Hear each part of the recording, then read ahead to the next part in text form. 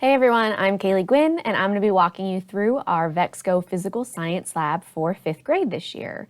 This quick tutorial is going to talk all about day 1 of our lab, which you have 2 options for. Option 1, if your students have not yet used VEX Go kits this year, you're going to go ahead and do one of the intro lessons, which is the scavenger hunt from Science Skill Sets.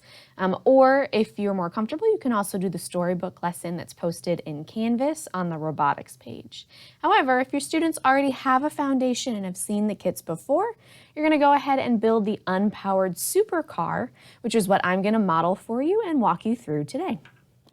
So for this lab, your students are going to be working in groups. You have 10 sets of kits, so ideally you could do this in partnerships. However, if you want more collaboration, there's also job cards included for you to do this in groups of 4 with your students. So think about what's going to work best with the personalities you have in your room and with some of the behaviors that you're trying to manage.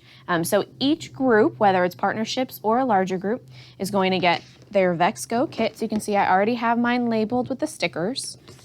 So there's the part that has all like the electronic and gears and motors. And they also need the box that has those beams and more building type pieces.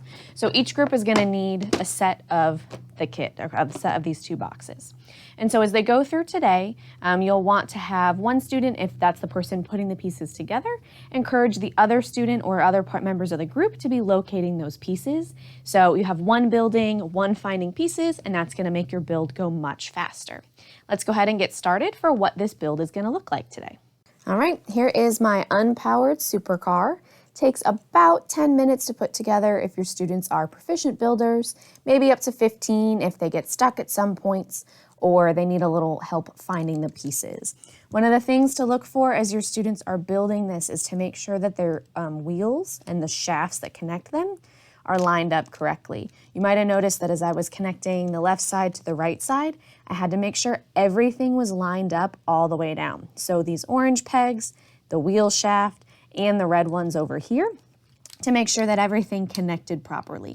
If students are having trouble lining things up or you find that things are maybe not in the right place, encourage them to count those holes. They can zoom in on those digital directions and count how many holes down is this wheel shaft?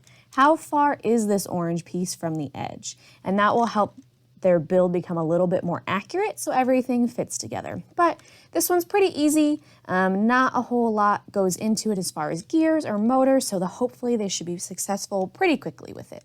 Once they've finished it, their only task for today is to test out how it moves on some different surfaces. So they can roll it on the table if you have carpet, maybe take it out to the concrete or the grass to see what's different depending on where your science lab is located.